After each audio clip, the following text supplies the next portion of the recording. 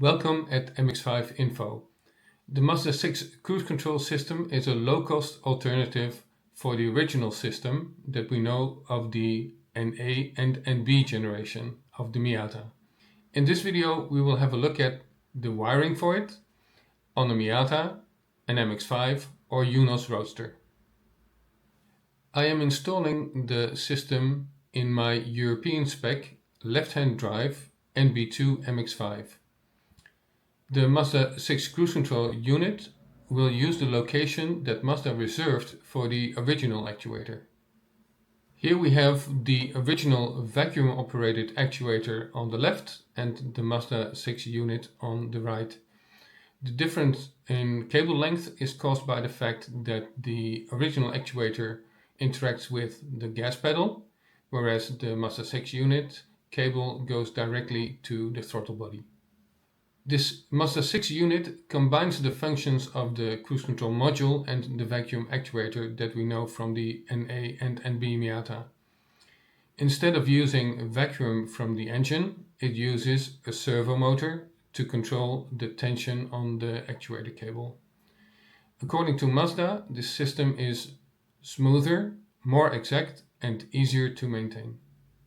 Another benefit from no longer being dependent on the vacuum from the engine is that you could also use this system in combination with a boosted engine like the one we know from the Mazda Speed Miata. Since Mazda never provided a cruise control solution on the right-hand drive version of the NA and NB, this solution might also be a good alternative in those markets. For the wiring, we will now concentrate on the 12-pin connector on the side of the unit. At the junkyard, I also took a piece of the wiring harness with me to make sure I get a proper connection and don't get the wiring mixed up. If you prefer to start from scratch with the wiring, then look for the 12-pin connector from the AMP Tyco Super Seal 1.8 series. Only 10 out of 12 pins have a function. The signal on pin E is specifically for cars with an automatic transmission.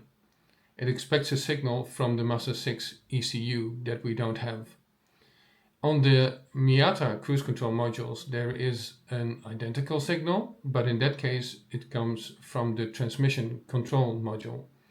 For cars with a manual transmission we will ignore pin E completely, so we will continue with 9 pins. Our starting point is this 12-pin connector. You will see the diagram grow with each step. I've tried to take a logical approach in building up this diagram until it is complete. Let me know if this works for you. The unit needs a power and a ground wire. The battery plus signal is connected via the meter fuse to pin L, and the unit is powered therefore when the ignition is on. The battery minus signal or ground goes to pin I. To switch on the unit we need to connect an on-off switch. In total we will be using 4 momentary switches to control the system, and these switches all share a single wire that goes to this unit and will be connected to pin J. The switches also share one wire for their ground connection. In a previous video I showed you 5 ways to operate the Mazda 6 cruise control on the NB generation.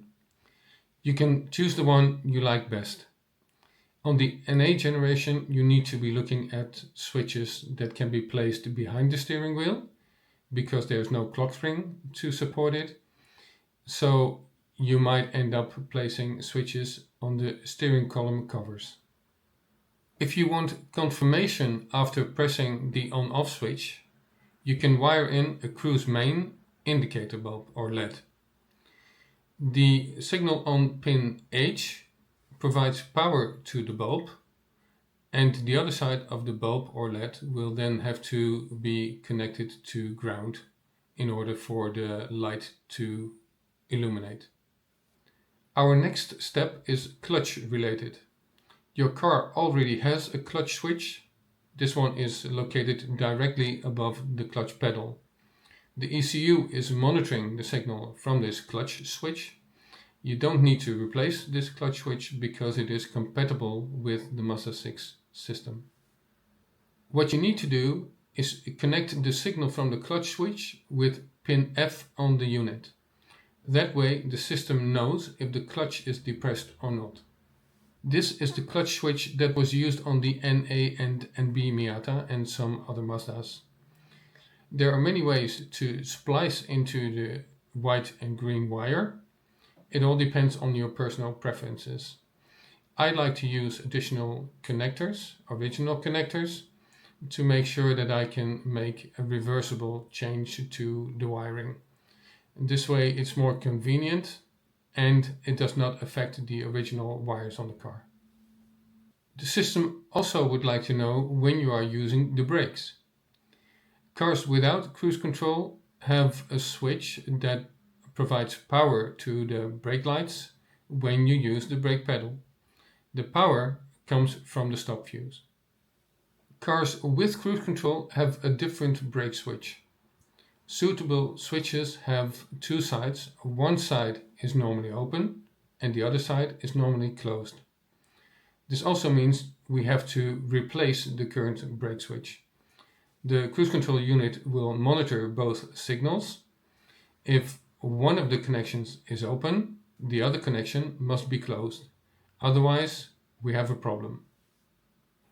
The switch on the left, the UH71, is the standard brake switch for cars without cruise control. The brake switch in the middle is the BR70. This is the brake switch that is used on the NA and NB Miatas for cars with cruise control. It has two connectors, a big one and a small one. The switch on the right is an alternative from General Motors that can also be used instead of the BR70. At the bottom you can see an example of how I use additional connectors to create some sort of a plug-in construction, and the additional green wire will then go to the cruise control unit. That green wire will connect the signal from the brake lights to pin C of the unit, but that is only half of the solution. We still need to get the signal from the other half of the new brake switch. The unit expects a battery plus signal from the brake switch when the brake pedal is not depressed. When the brake pedal is depressed, it will interrupt the signal. The power from the battery plus comes from the meter fuse, and the other side of the switch, the wire, is going to the unit and connects to pin K. To maintain a set speed, the unit must be made aware of the actual speed of the vehicle. The instrument clusters in the NA and NB generation produce a vehicle speed signal. Therefore, we must get that signal from the instrument cluster and connect it with pin A on the unit. The vehicle speed signal alternates between 0 and 5 volts. The frequency of the signal depends on the actual speed of the car. On the NB Miatas, the vehicle speed signal is always available in the instrument cluster, but for the NA generation, it depends on the availability of a reed switch in the cluster. You can check on the back of the cluster if the reed switch is available. In the picture in the top center, you can see a circle and two screws inside that circle. That's how you can see whether the reed switch is available. If it's not available, you need to start looking for one. The reed switch was always used on the NA Miatas in North America and on European cars with an automatic transmission.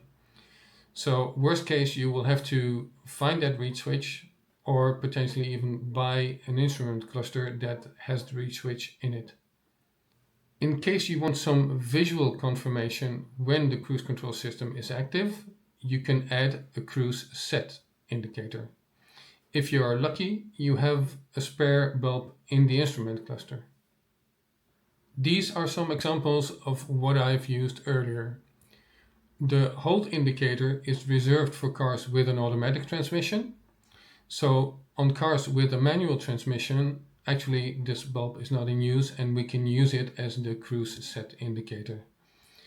On my other car, I currently use the lens from an NB Miata cluster, so the cruise lens, after I drilled out the hold lens. For a cruise set indicator, you must add a wire between most likely pin 1E on the instrument cluster and pin G on the unit. Pin G by default provides a battery plus signal. That bulb in the instrument cluster is powered by the meter fuse. So you don't have to do anything for that, just be aware of it.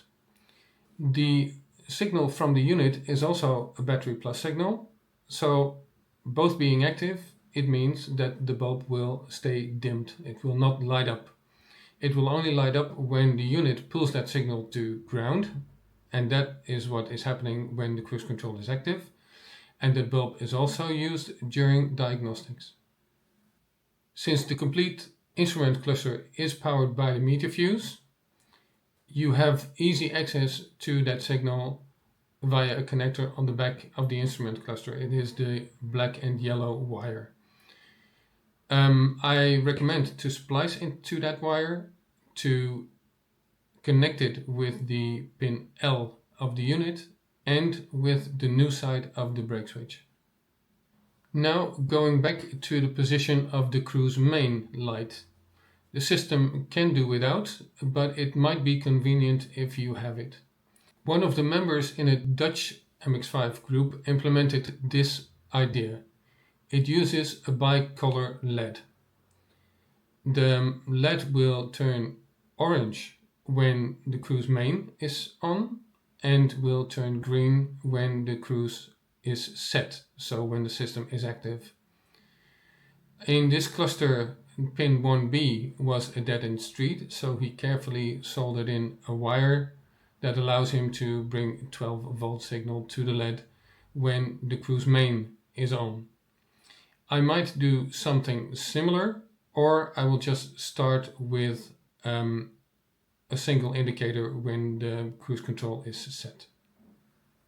Please give the video a like if you found it helpful and subscribe to the channel for more videos like these. If you have any questions about this video, just let me know in the comment section below. In one of the next videos, I expect to show you the wiring and the system test on the car. Thanks for watching MX5 Info, and I hope to see you again on this channel for one of the future videos.